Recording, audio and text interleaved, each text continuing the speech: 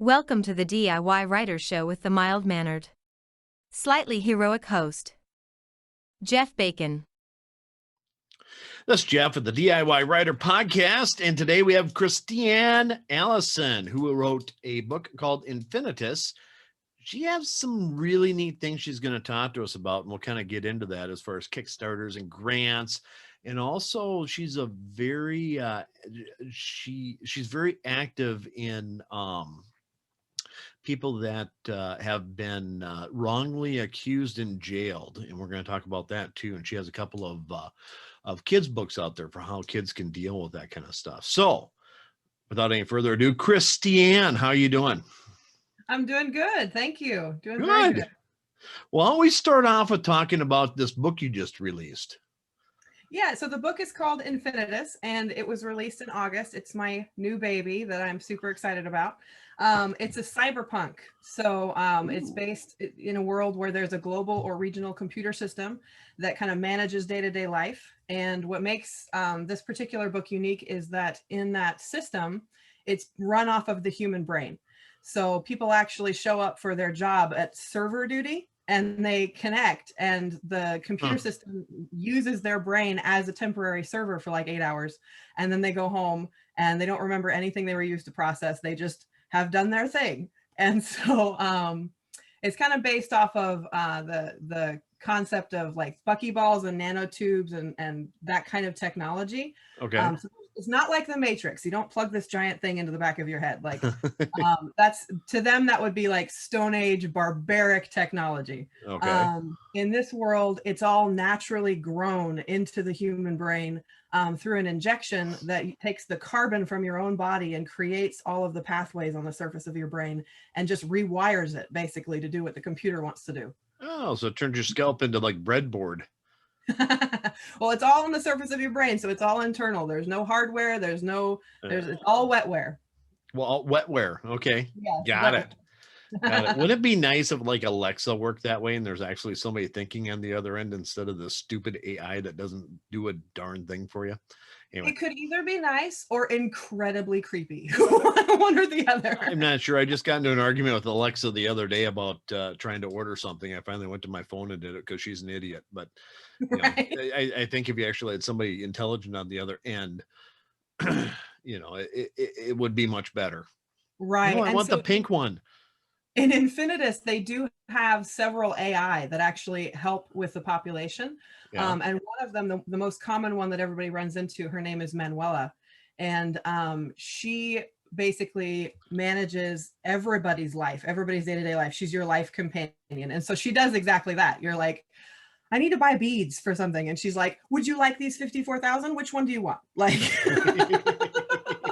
she jumps in and does that. She changes the temperature in your room. She schedules your appointments. She does everything. So yeah, very interesting. But my main character from the series, her name is Gina Mallory, and she is outside of that society. So you get a glimpse of what the inside of that society looks like in a couple of different ways. But she's actually what they call a shirker. The politically correct term is the disconnected. But the actual slang term that everybody uses is a shirker, okay. Because they shirk their responsibility to society and they're not connected to the grid. So she's part of the basically the homeless population of the future that refuses to be part of the global fellowship government, refuses to connect to the grid or to do any of that. And she's got a couple of different reasons that she does that. On one side of her family, she has a faith that's been passed down through the generations. And that's like a no-fly zone in the future in this global society. Like there is no faith. Everything is just straight. It's science or nothing. And they make no room for that. And then on the other side of her family, she has a genetic disability, which is the disability that I have. And it's called Ehlers-Danlos syndrome.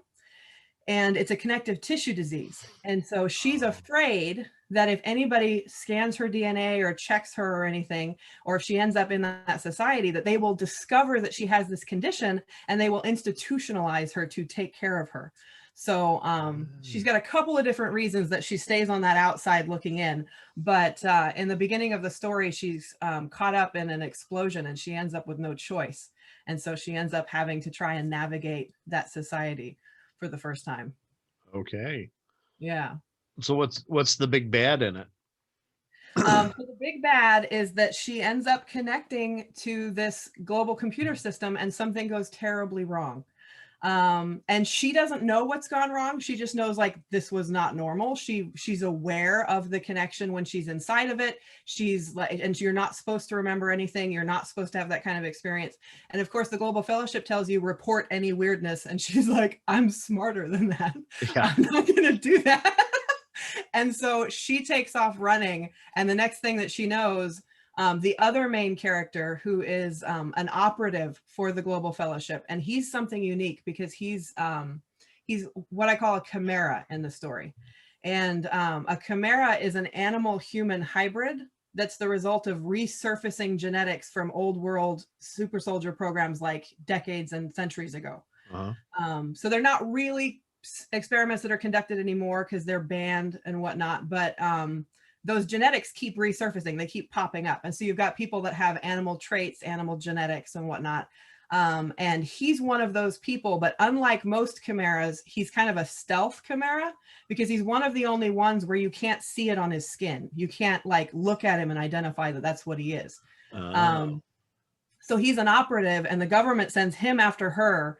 And then there's also a terrorist organization, or what they call a terrorist organization, which is your rebels, that end up after her too. So she ends up with the whole world running after her, and she doesn't know why. So that's your big bad. Oh, well, it sounds pretty cool. Yeah, it's a lot of fun. So cool. And this is book 1. Yes, it's book 1. I do imagine it'll be at least a 4-part series, and that's of the main novels. It does have a prelude. So the prelude is called The Global Fellowship, and it's a little novelette.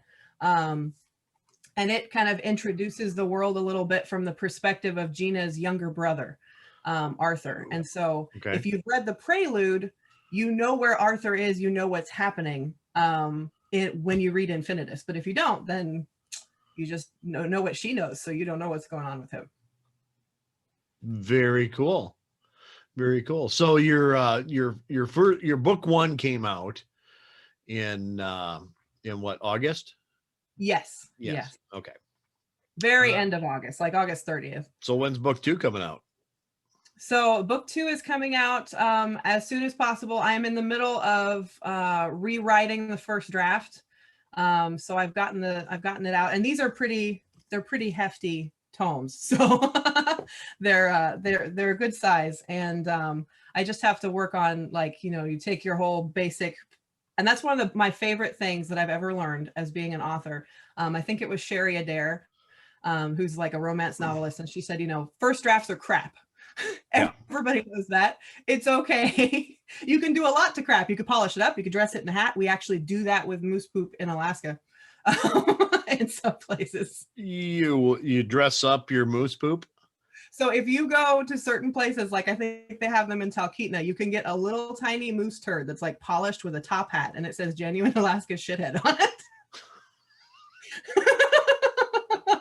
And I'm not joking at all. It's priceless. But so I have a lot more context from that phrase for her than most people did. But yeah, so I'm in the process of taking that first draft and tearing it apart and re-putting it back together and doing all that fun stuff that we do as authors. The old polishing a turd, huh?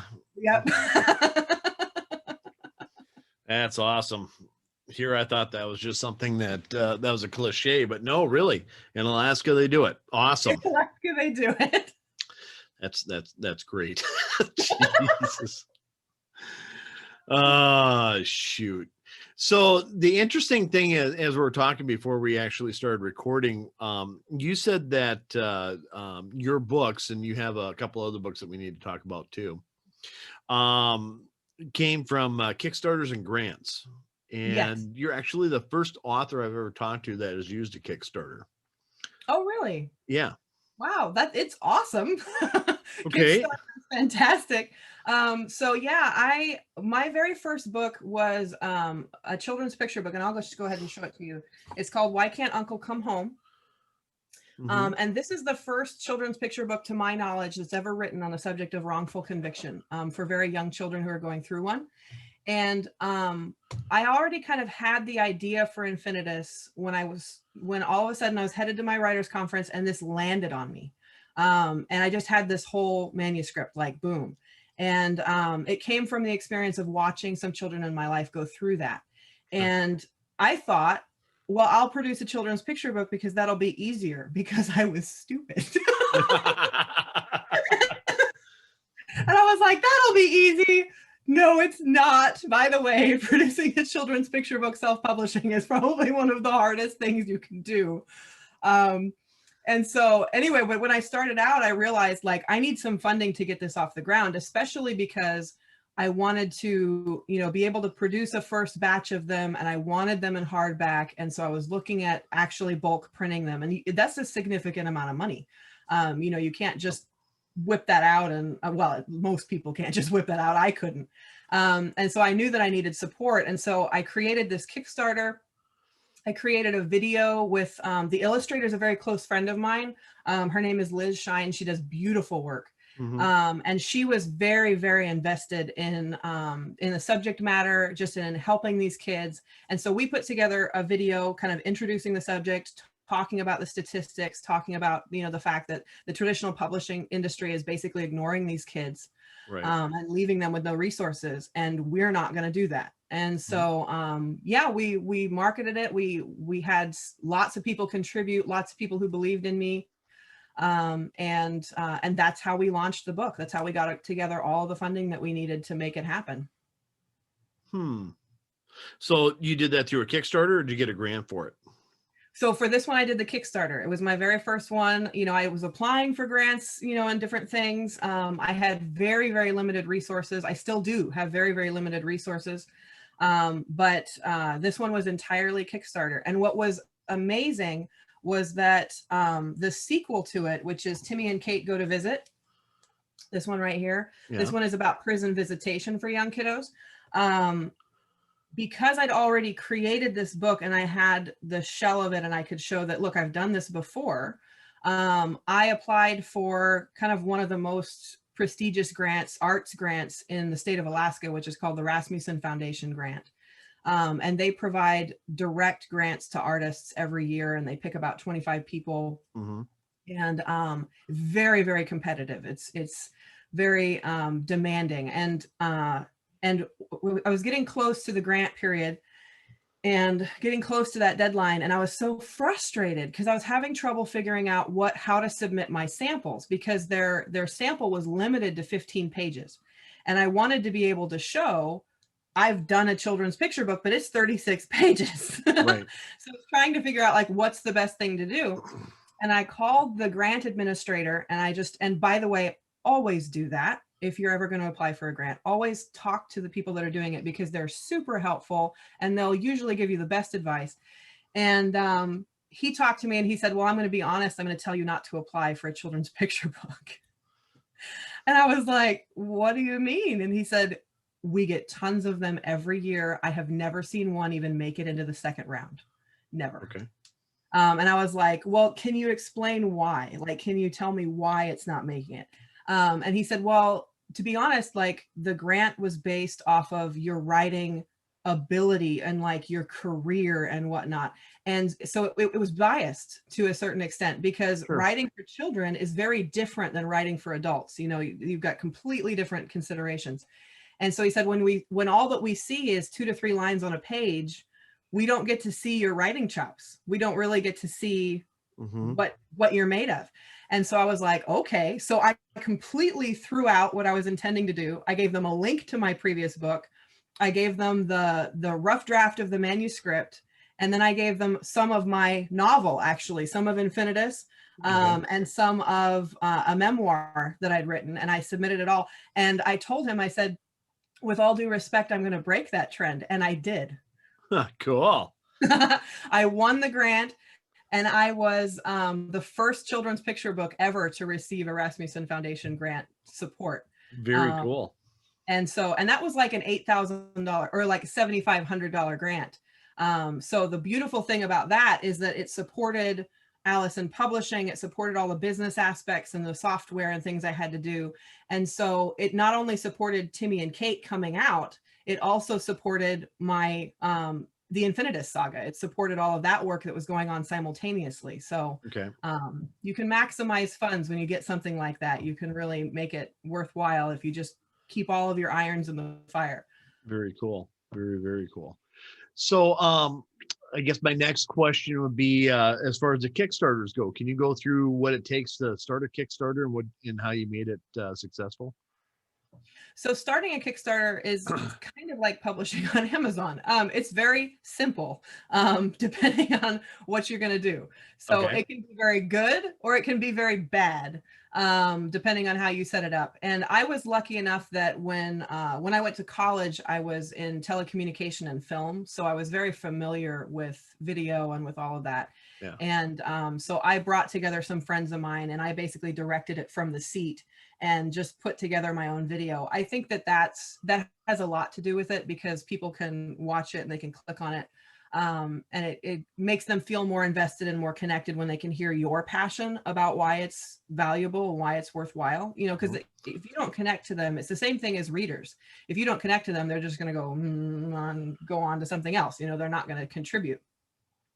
But the bigger thing is that Kickstarters are a lot of work. So you can't just put this out there and think like, oh, I'm going to make tons of money. It doesn't happen. It doesn't work that way. You have to put just as much work and investment into the Kickstarter as you do into any other publishing project that you would be doing. Because you have to be calling people. You have to be, you know, reminding people, letting people know it's out there, you know, doing all of that groundwork, that grassroots funding. And in the end, I ended up having one big supporter that came through at the last minute and said, well, you're not going to reach your goal, so I'm going to do it for you, and pushed that through. And so that gave me what I needed to move forward. But, you know, I had lots of people that were super excited about, you know, submit this much money and get a signed hardback copy. And I was able to say that I could get a signature from the author and the illustrator, which was kind of cool. Yeah. You know, so we were able to offer those and offer ebooks and, you know, put all that out there. And then the best part was that was getting the book out there before the book even came out, because, you know, you had people that were already expecting to get it in their mailbox. So that was awesome. That is pretty awesome. So let's get into the picture books a little bit. Can you go into, well, I mean, it's going to get into your activism and also the story that's kind of behind it. So what happened? I mean, your husband was wrongfully accused and jailed. Yes. So my husband was wrongfully convicted in 2015, and it was based off of the fact that our daughter passed away in 2008. And so what our case is considered junk science. Have you heard of that term before? Sure. Yeah, so there's lots of different types of junk science. Some of them are like faulty arson science, where they used to testify that, you know, propane or things like that would like fill up like a bathtub effect, you know, if left out, and all this, which is complete scientific crap, because it's not how it works. It's not how it's done. But there's people that are convicted on that because that was the theory at the time. And so my husband was convicted on a junk science accusation, basically called shaken baby syndrome, which the very person that came up with it and, you know, proposed the theory back in the 1960s fought against that accusation until the day he died at over 100 years old. Oh, really? Yes. He said, you know, he was opposed to it being called a syndrome in the first place. This is just an easy way to throw people into jail. And they have tried for decades to produce any scientific evidence that actually shows that the theory supports what they're jailing people for, the result. Because the whole principle is if your child shows up in the emergency room, or any child shows up with 3 symptoms, how many conditions do you know that are diagnosed based off of 3 symptoms? And if they show up with those 3, then the person is automatically guilty, no matter their history, no matter their temperament, nothing. None of that matters. They're just automatically guilty. It's like a witch hunt. Okay. There's a very awesome documentary on it, which I highly recommend. That's called The Syndrome. And if you look that up, that talks about kind of the history of where this whole monster came from and how it's working in the United States, and that there's a whole industrial complex built around it today. And so anyway, that's what my husband was wrongfully convicted of. And when he went to prison, we were thrown into this whole new world. I mean, and we have no background in that, no history in that world whatsoever. You know, we were the fools that talked to the police when everything first happened because we wanted to be cooperative and we wanted to help. And, you know, it's like you hang yourself because the truth doesn't matter, you know, and, Nope. and so we ended up in that situation, and I was watching the kids go through this situation, and that very first book, Why Can't Uncle Come Home? That question, my nephew must have asked me that question 40 times before I figured out how to answer it. Right. And so this book, the main characters, Timmy and Kate, are actually based off of my niece and nephew, and all of their experiences. And so answering that question for them was a big deal. And what I do in the book is I talk about, you know, because you can think about wrongful conviction as an adult, it's like this huge thing. There's so much information, there's so much controversy, you know, it's crazy. But when you're talking to a child, it's completely different. And so, you know, in the story, Mama reminds Timmy about a time when a vase was broken and he blamed his sister Kate because he knew that he hadn't done it. You know, he knew that he wasn't the culprit. And the reality was that nobody broke the vase. The vase fell off of a shelf and broke. And what was amazing was that after I had written this manuscript, I was over at my, we were all together for the holidays, and my niece and nephew were over here. And these very kids were over here. And in the middle of the party, there was just this crash, this absolutely epic noise. And everybody goes, "Where are the kids?" And you start counting heads. Where are they? What's going on? And I was like, what happened? And there was this shelf that had, you know, the little pegs holding up the shelf. Yeah. And the pegs, because of the vibration of everybody walking around, had worked their way out. And the whole shelf just collapsed. And so there was some stuff broken, you know, and it was, you know, knickknacks and that kind of thing. And I'm headed downstairs trying to figure out how to tell my father-in-law, like, legitimately, this was nobody's fault. You know, this is what happened. And my nephew comes running up to me and he's tugging on me. And he's going, "Auntie, auntie." And I'm like, "What, baby?" And he goes, "She did it." And I looked at him and I was like, I got down. I was like Twilight Zone, you know. And I kneeled down and I go, "Sweetie, why would you say that she did it?" And he looked at me and goes, "Well, I didn't do it." Of course. I was like, okay. So that was like all the confirmation that I needed to be like, this is the best explanation, you know. And it goes through for the kids about, you know, like why you shouldn't accuse somebody of something that you didn't see, you know, and that you didn't witness. So how'd you end up getting your husband out? So my husband is home right now because he won his appeal. He won his direct appeal, which is incredibly rare, by the way. Even very, very strong innocence cases that have lots of supporting evidence don't necessarily get that because our courts are very corrupt. Yeah. And there's lots of things that are like literally procedural where they'll say, well, it doesn't matter that you're innocent. You filed your paperwork 2 days too late, so you can sit in there for the next 30 years. I mean, they do that kind of thing all the time. So we were very fortunate because he was in for about 4.5 years and he was sentenced to 40 with 10 suspended. So we were looking at a very long time. But in our particular case, I have a connective tissue disease. I was diagnosed at the Mayo Clinic. And the judge banned my diagnosis from the courtroom because it made my husband look too innocent. What? Yes. So the prosecutors were allowed to say at certain points that my diagnosis was local. They at some point said that my diagnosis was fake. I mean, and they had no supporting documentation. They had nothing, but they were just allowed to say these things. They literally accused me of making up all this crap and having my whole family make up symptoms so that we could have this diagnosis when I've had these symptoms since before my daughter was born. And the judge threw it out. Huh. And so, you know, on the appeal, when they looked at it and everything, they said, you can't do that. Fortunately, those judges had a little bit of common sense and said, you can't do that. But that doesn't mean that the journey's over either. I'm very fortunate. My husband just came home in 2019. But, you know, they're coming after us again, and they can come after us as many times as they like. And that's part of the innocence process. That's part of the What do you journey. mean they can come after you again? So most people think that something called double jeopardy applies. Not the case. Really? Double jeopardy only applies if you have been sentenced and you have served your entire sentence for a crime you were guilty of. So you literally, if you were like a day short and you win your appeal, they can come after you again. And they can come after you as many times as they want. There's one guy down south who has been prosecuted something like 5 or 6 times for the same exact crime.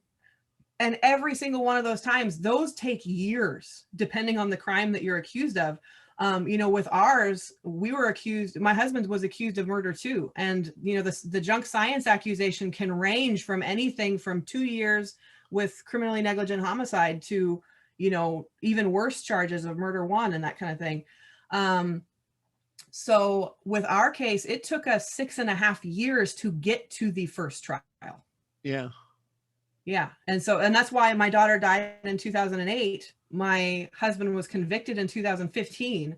And then, you know, now COVID and they're going, we don't want to deal with you. We don't want to have anything to do with you because you had like a trial that was 5.5 weeks long and we don't know how to do that right now. Yeah. So yeah, it's going to be even more years, but you know, we're in it for the long haul. So see, the thing that pisses me off about that is the state has unlimited resources. Yes. They can, you know, somebody that, you know, maybe you looked at them cross-eyed in the grocery store because they're being a butthead or something like that, can sit there and run something out against you for no other reason than they have some personal vendetta forever and ever and ever, you know, and look like they're actually applying the law or trying to uphold the law when they're actually just being ass wipes. Especially the state has an interest in keeping you in prison. And that sounds really weird because it's like, well, don't you spend money? And it's like, yes, you do spend money imprisoning people. But if you are proven innocent and they have put you through all of this stuff, they are financially liable.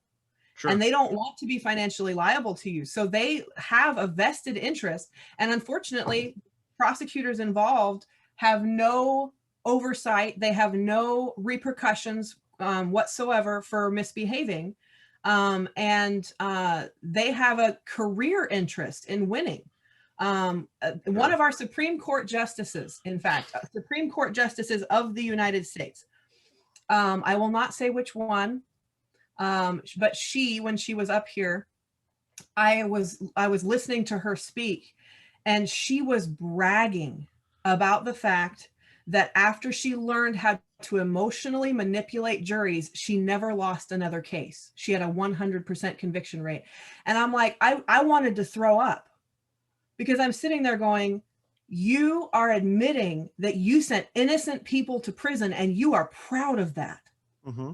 You are proud of that. It just amazes me. You know, a lot of our and she was talking about like the diversity of our Supreme Court of the United States and how wonderful it is and amazing that it is that we have this diversity. I'm like, no, we don't. We may have diversity in gender. We may have diversity in, you know, ethnicity or heritage or whatever. We have 100% prosecutors on that Supreme Court. Yeah. You know, we have people that are vested in that belief and are vested in the belief that, you know, they should be immune. They should be like uninhibited and able to do whatever they want. And that's incredibly dangerous. And if you want to get into, you know, the Supreme Court and what they've done in the last couple of months, they really shirked their responsibility. Oh, yeah. You know, we're just not going to talk about it. How about that? Okay. Yeah. I just, you know, they're one thing that really pissed me off because they're just like, no, we're not going to deal with this. Let everybody else deal with it. And it's like, you could have, whatever, you know, you bunch of pansies. Right. Yeah. You could have done your damn job, but no.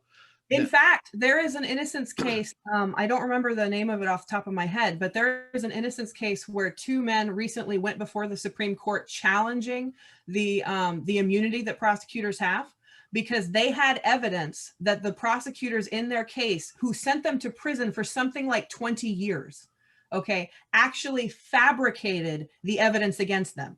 faked it, created it. It wasn't real. And there was evidence that they had done so. And so they were going back to the Supreme Court to challenge it and say, you can't do this crap to people. And the Supreme Court literally said, we want you to settle because we do not want to talk about this publicly, because we do not want to, quash the fervor of prosecutors in the United States. So they don't want to quash the fervor of prosecutors who will fake evidence. Huh. So let me get this straight. A prosecutor makes some crap up, fabricates evidence, gets caught, and there's no circumstances. I mean, No. there's no consequences for him. Under no circumstances, there's no consequences. Yeah, that's why. Right. They have so some positions have what they call qualified immunity, like a police officer has qualified immunity where they say, okay, for most things they can do whatever they want but there are a couple limitations. Prosecutors have unqualified immunity. Huh. So they can literally get away with murder as long as they're doing it on state time.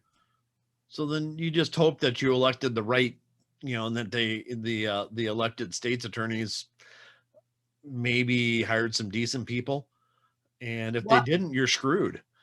Oh yeah. Yeah. And in Alaska, we don't even elect them. They're just whoever's making it up the chain through the good old buddy system. Oh, really? Mm-hmm. Oh, okay. Sweet. It's fabulous up here. Yeah. Yeah. You're winning all over the place there. Not. Yeah. So, on top of your husband, I mean, have you, so you're an activist. So, I mean, what does that entail? So I kept telling people that when my husband was wrongfully convicted, I would have loved to just be able to work on his case and to just be able to raise awareness about it, except that the stupid prison system kept causing so much trouble that I was like, I can't ignore this. I can't not do anything.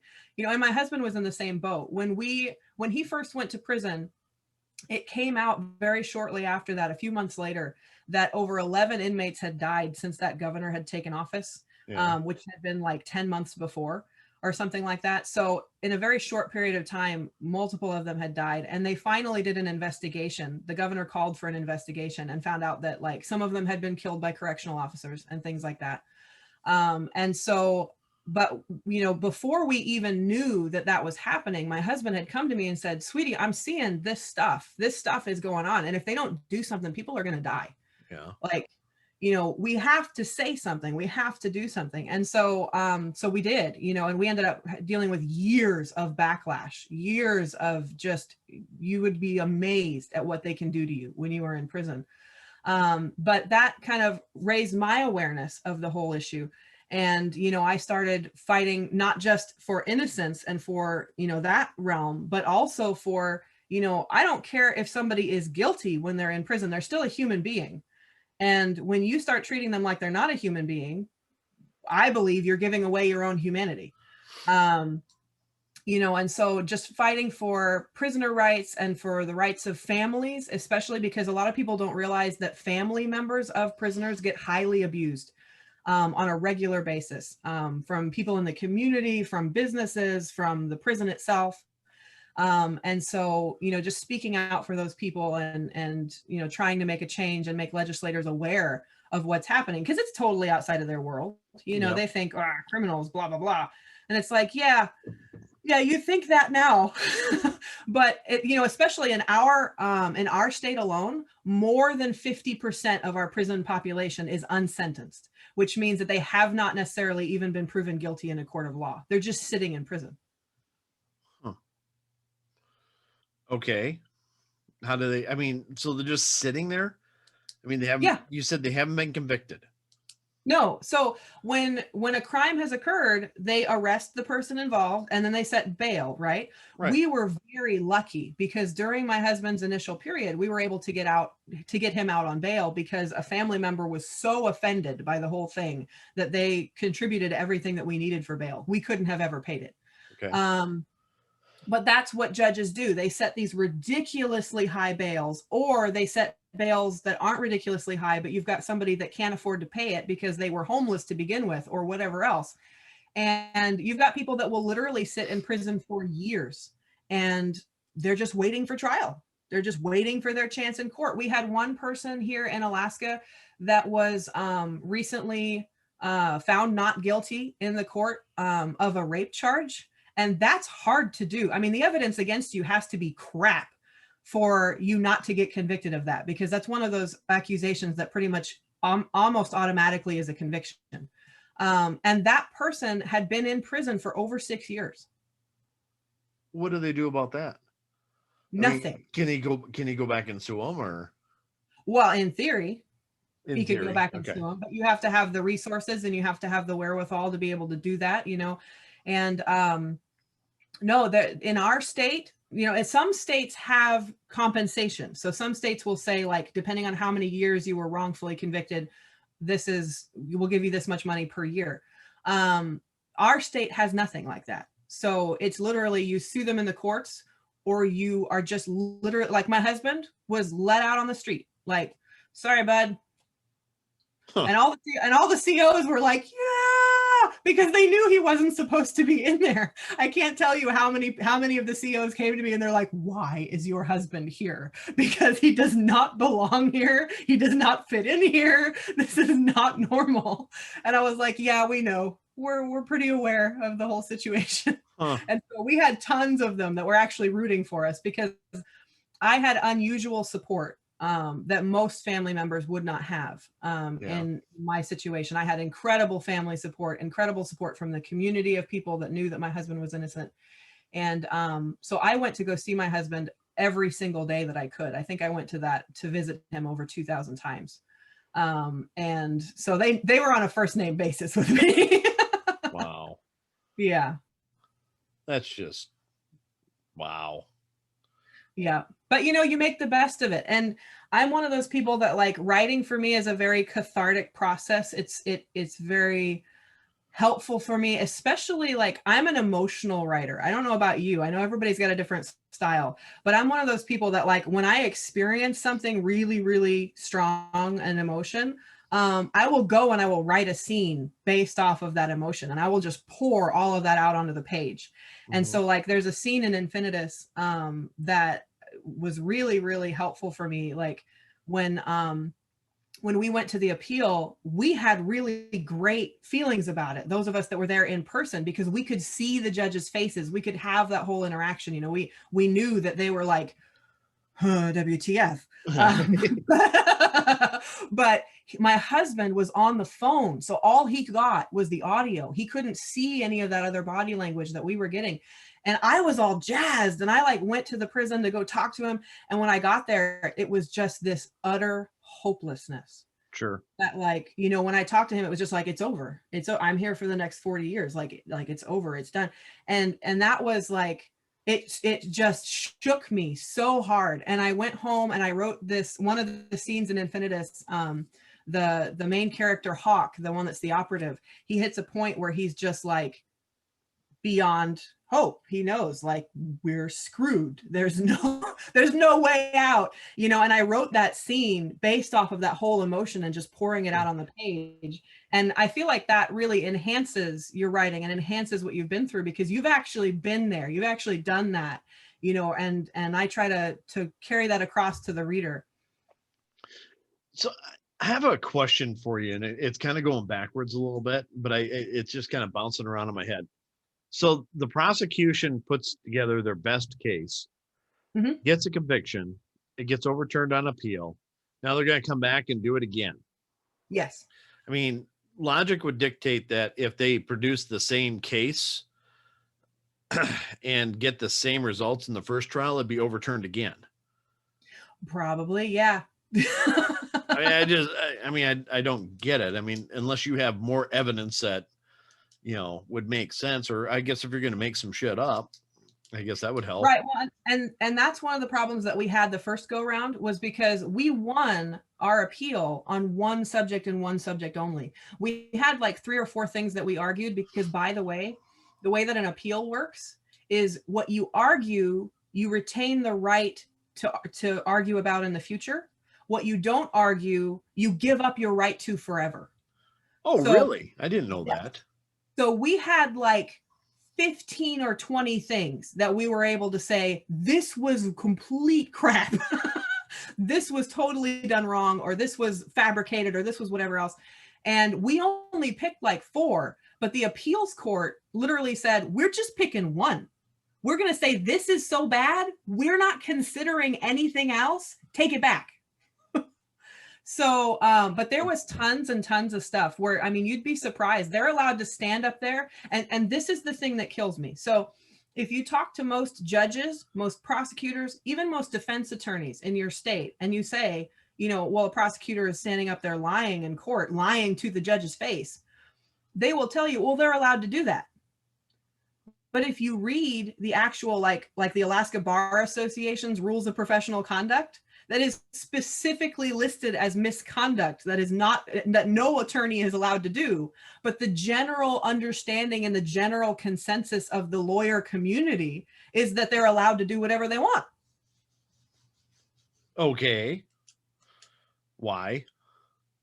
Because they've always been able to get away with it. Huh. Yeah. Yeah, it sounds like it needs to be one of those we the people things. Definitely. Yeah. Yeah. And so, and that's one of the reasons that I work in criminal justice reform is like, I went to go see a senator in our state very early on, like I think within the first year that my husband was convicted. And I was like, I just want to tell you a story. I just want to tell you what happened to us and yada, yada. And so I sat down and I talked to him for about 3.5 hours. And at the end of it, he looked at me and he was just like mouth hanging open.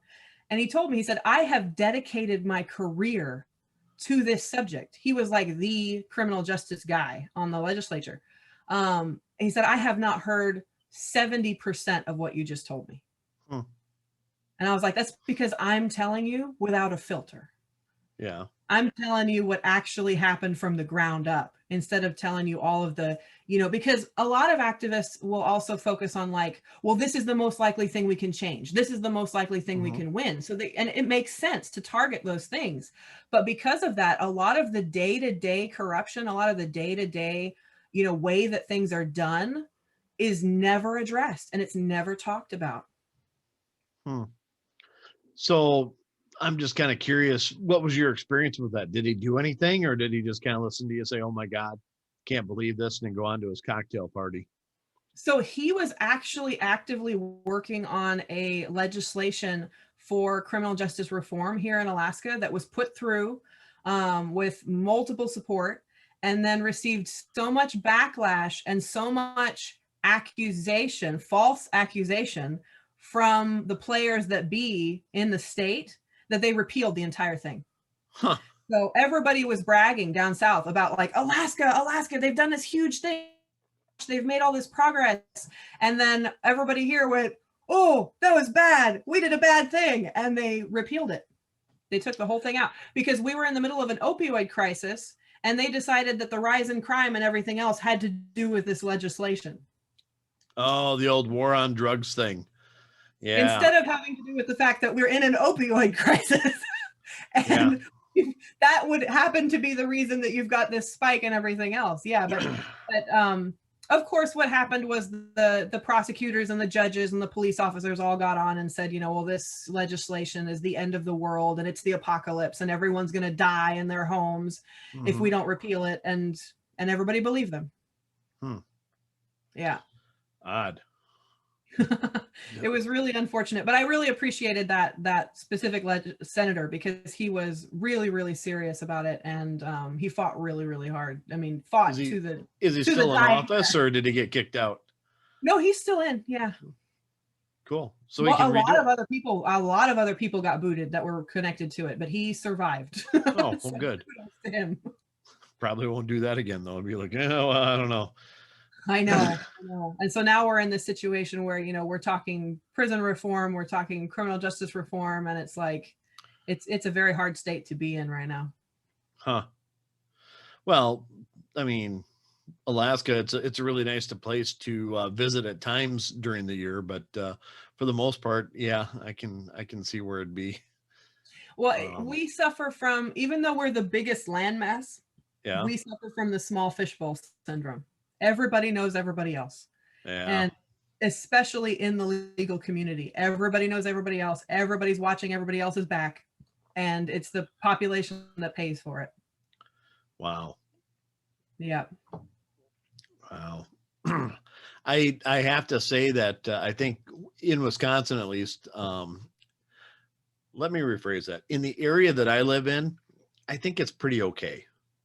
I think the cops are pretty good. The district attorney, the state's attorney, he's a good guy for the most part, you know, and he's got a couple of people working for him that are good guys. You know, and I know a couple of judges that are, you know, they can be a little hard-headed, but they're not complete jerks. You know, I mean, there's, you know, so I think I live in an area where it's not too bad, but if you go north, about 45 miles or so, they're nuts up there.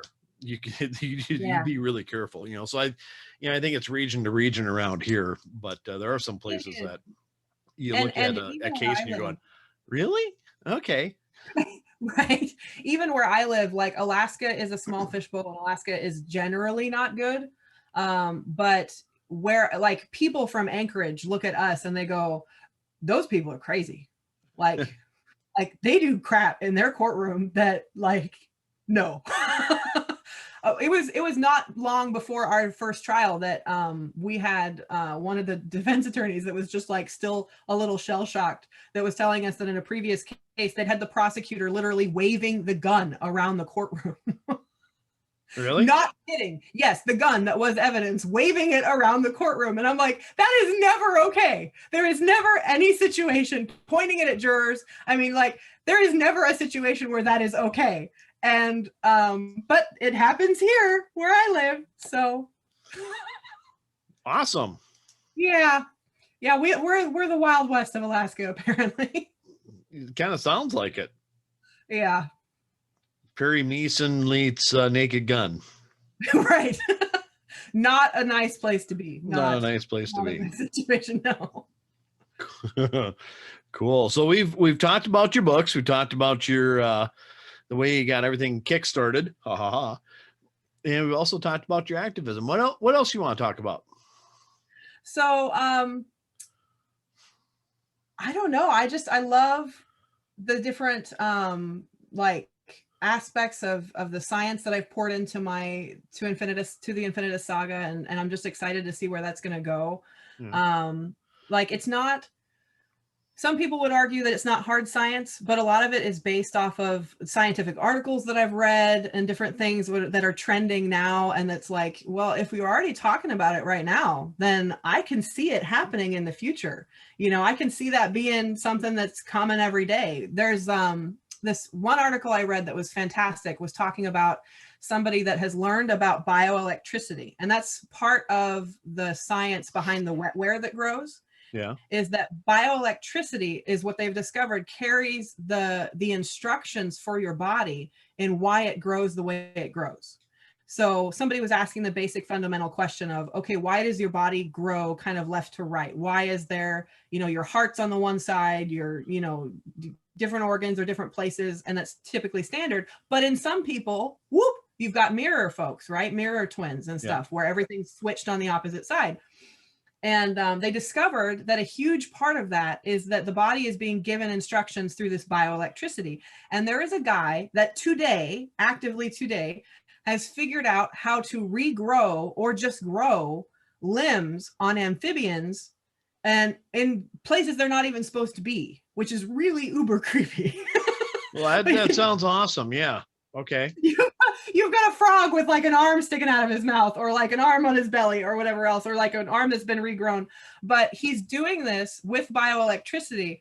And so I kind of took that concept in my book and was like, okay, how far can I push this guy? And in my book, one of the things that happens to my lead character, to Gina, is that her eyes are damaged, like very severely. Her eyes are damaged to the point where she's going to be blind. And they strap on this bio womb, which is the thing that he's using to do it. They strap on this bio womb full of like fluids and different medications, and like it's kind of like an amniotic fluid like substance. Yeah. And they regrow her eyes. And so it's like, well, if they're starting to do crap like that now, I can only see hundreds of years from now that we're going to be able to just be like, you want a new arm? We can do that. We'll figure that out. Like one that's all pumped up, please. So this one's way bigger than the other one. Yeah, right, yeah, right. right. Yeah, it was a lousy impersonation.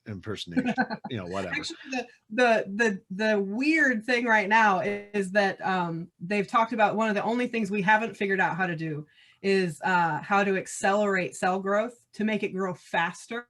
So in theory, even if you could regrow somebody's arm, it would take like 16 years before the arm is going to be a normal, like permanent size for your body. You're going to have a little like stumpy arm up here. Oh, okay. When you say that, the first image that comes into mind is Deadpool. Right? Yes, very much like Deadpool, except not anywhere near as accelerated. You're stuck with that thing for a while. Am I mistaken, or you have really tiny hands? Oh, just shut up. Is that a baby hand? The second one was especially funny, where he gets ripped in half, and then he's regrowing, and he's got the little tiny legs, and whatever. Yeah. But so I like to take a lot of that science stuff and just kind of play with it and see where it can go. And I have talked to people that are all about the hard science, and I cannot iterate enough that it's great to write about hard science, but when you have a reader sitting there saying that's not hard science, shut up. Right. Just shut up. It's fiction. It's not based on hard science. If everything is based on hard science, you wouldn't have Star Trek. Right. You wouldn't have a lot of the great fiction that's out there. You wouldn't have had the time machine sagas and all that kind of stuff. I mean, oh yeah. Back to the Future, that would not be there because guess what? Yeah, they kind of based it on some loose science, but not hard science. Right. So I'm glad you love that. Go read your tech journal. Don't read fiction because we make crap up. Right. Why they call it fiction, dude. But Yeah.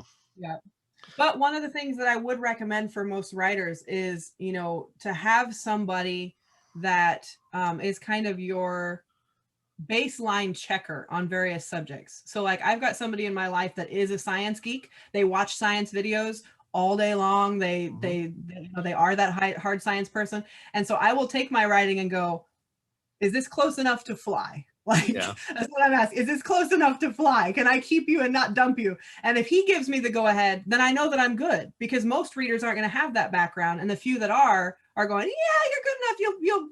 I can make that leap. I can go with you, and then I've got another one that's a friend of mine that he's my guns guy.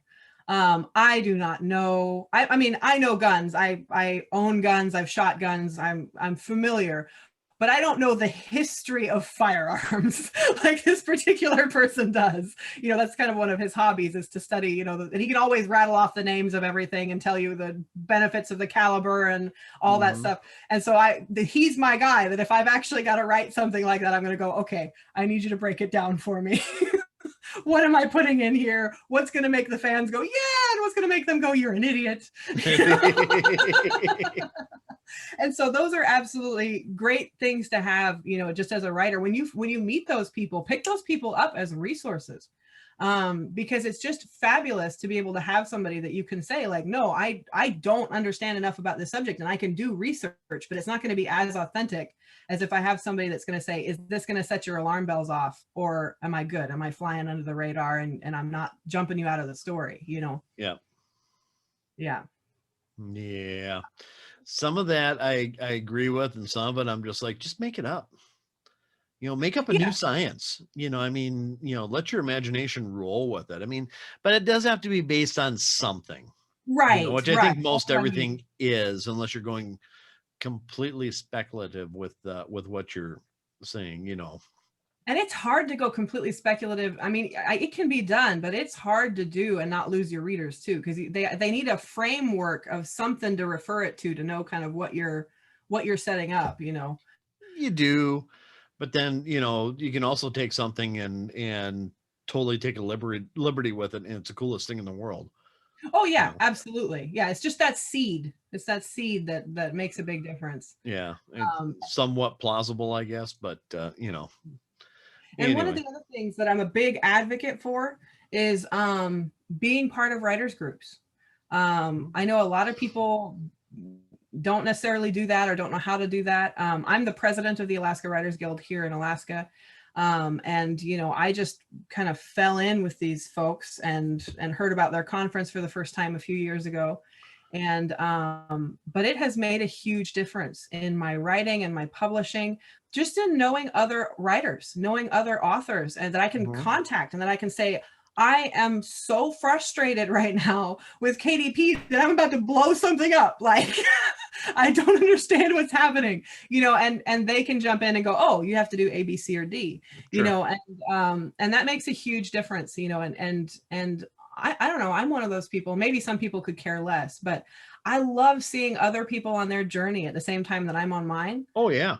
you know, and cheering people on and being able to say, you know, oh, I love this. I've been waiting for this person's book to come out. You know, Mhm. it's a wonderful thing. And I think that, you know, authors that don't have that are really missing out.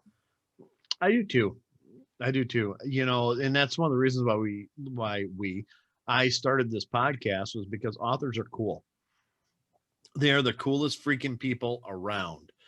And you know, getting to know them and understanding them and see what they're going through and everything else, I think is one of the coolest things. If you're a reader and you find a podcast like this on your author, it's not just talking about books, but everything else, it is totally cool in my mind to, you know, the personalities and, you know, the daily struggles and, you know, it's basically how they write, you know, what stupid thought went through their head when they're writing something. You know, I think that's just something that that in my journey, getting to know authors, is like, holy crap, that is completely cool. You look like a Right. nerd, but you're really cool. Let's talk. You know. Right. I had one presentation that I did at the local like anime convention. And I did a presentation on stories and whatnot. And I had somebody that picked up my book, and they knew from attending the session that I was a disabled author. They, you know, because when I go to a convention or something like that, I have to bring my wheelchair because I get really exhausted. Yeah. And but I talk about it openly, and I was like, you know, sometimes I use my chair, but I'm standing up here talking to you now, you know, and sometimes I have a cane, and you know, went through that whole thing. And then I got home and I saw this post on Instagram that was like geeking out, and they were super excited because they picked up my book, the Global Fellowship, the one that had come out before. Yeah. And they were texting and they were saying like, I knew the author was disabled. I didn't know the main character was. I'm so excited. Like, I'm so excited to see this in fiction. And I was like, that's so sweet. You know, it's so Yep. awesome. And one of the reasons that in Infinitis, the Mallory family, so Gina and her younger brother Arthur, they have that Ehlers-Danlos, is because, like, I'm an activist and an advocate and everything else, like disability is a big thing for me because it's part of my life. And being able to portray for someone what that disease is like from the perspective of being in that body. You know, the books are written first person present tense, so you are actually feeling what they're feeling. You're going through that saga. First person present. Yes. So because it's pulling you in as fully as it possibly can into what, you know, this struggle. She is running for her life and her body is saying no. Like, Yeah. it's breaking down and it's fighting her, and she's having to go through all of this stuff. And so, and a lot of those experiences that she goes through are things that I've lived through or that my family members have lived through. And you know, kind of communicates that, because I remember when I first had the idea for the story, you know, and I had the tech and I had the conflict and I had all that stuff. But I was griping to my mother and I was saying, you know, nobody understands what it's like to live in a body like this. Like, they don't get it. Because especially for me, I'm one of those people that look very healthy. You know, from the outside, I have what they call an invisible illness. I look like I'm great, except that nowadays I walk with a cane. And she looks at me and she goes, well, nobody's written it, have they? And I went, oh, ow, ow, thank you. Sweet. Yes, no one has written it. And so then I took that and I was like, okay, well, let's think about this. Let's start adding in that element. Let's put that on her and see. And it changed the whole story. I'm a pantser. Sure. I'm not a plotter. You know, I fly by the seat of my pants. My characters surprise me all the time. And when I threw in what I was going through and what she was going through in that whole aspect, like, it completely took control of the story and shifted everything. And I was like, wow, this is so much better. So that is very cool. That's very cool. We're running up on an hour. All righty. You know, I can gab. I'm a talker. Well, you know what? That makes it that makes you a good guest if you can talk. Yeah, I can talk. I can really keep talking. Do you have any final thoughts for your readers, fans, or anybody else who might be watching this thing? Just to check out Infinitis and, you know, tell your friends about it. And if you have any kiddos in your life that are going through criminal justice stuff, then check out my kids' books. And always shoot me a line. I absolutely love hearing from readers. I'm all over social media. I'm on Facebook and Instagram and everything else. So just shoot me a line and tell me what you think, because I love hearing it. And your website link and a link to your books will be in the show notes. Perfect. So we'll make sure that everybody can get a hold of you if they want to. Very cool. It was very cool meeting you. I appreciate all the time you've given me this afternoon. Thank you. You too. I had a great time. Yeah, it was great. We'll have to do this again sometime. Yeah, definitely. I just want to close up by saying this is Jeff at the DIY Writer Podcast. Please follow me on or subscribe to my YouTube channel, or follow me on any podcast like Spotify or iTunes or any other medium that you might be listening to podcasts on. Other than that, I want you all to have a great day and keep your chin up. Bye-bye.